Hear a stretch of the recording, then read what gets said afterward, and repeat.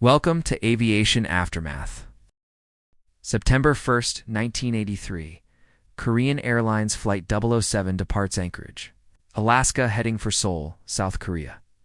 On board are 269 passengers and crew, expecting a routine long-haul journey across the Pacific. Instead, the flight will become one of the most tragic and controversial aviation disasters of the Cold War.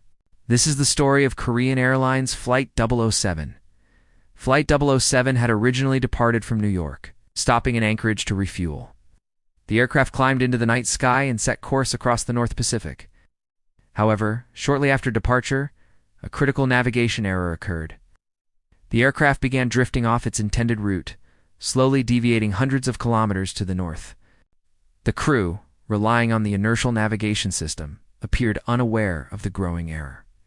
As the deviation continued, the aircraft entered restricted Soviet airspace near the Kamchatka Peninsula. This was an area of intense military sensitivity during the Cold War. At the same time, a U.S. reconnaissance aircraft was operating in the region. Soviet air defense systems detected the unidentified aircraft and, due to its unexpected position, mistakenly identified Flight 007 as a possible spy plane. The situation escalated rapidly. Soviet forces scrambled interceptor jets to investigate. Two Sukhoi Su-15 fighters approached the Boeing 747 as it continued flying, unaware of the danger. Attempts to identify the aircraft were made, but confusion, communication failures, and heightened Cold War tensions led to a fatal decision. At 1825 UTC, one of the Soviet fighters fired air-to-air missiles. The missiles struck the aircraft, tearing a hole in the fuselage and damaging critical systems. Rapid decompression occurred, and the aircraft's hydraulic systems were severely compromised. Despite the damage, the pilots struggled to maintain control. For several minutes, the aircraft remained airborne as the crew attempted to stabilize the situation. The plane climbed briefly before losing control, entering a descending spiral over the Sea of Japan near Mandarin Island. The final moments were chaotic. Systems failing and control slipping away, the aircraft continued its descent. Eventually, it broke apart and crashed into the Sea of Okhotsk. All 269 people on board were killed.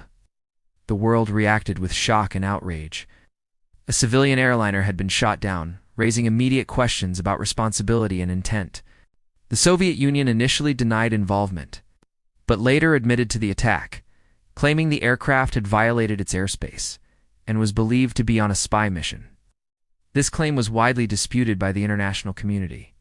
Investigations revealed that the primary cause of the incident was the navigation error that led Flight 007 into restricted airspace. However, the tragedy was also shaped by geopolitical tension, misidentification, and failures in communication. It became a stark example of how civilian aviation can be caught in the crossfire of global conflict.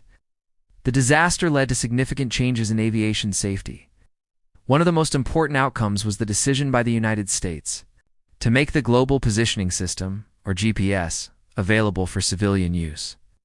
This advancement allowed aircraft to navigate with far greater accuracy, reducing the risk of such navigation errors in the future. Korean Airlines Flight 007 remains one of the most haunting reminders of the Cold War era. It highlights the dangers of miscalculation, the consequences of mistrust, and the importance of clear identification in international airspace. 269 lives were lost on a routine flight that unknowingly crossed into a deadly situation. Their story continues to shape aviation safety and international policy to this day. This was the story of Korean Airlines Flight 007, here on Aviation Aftermath.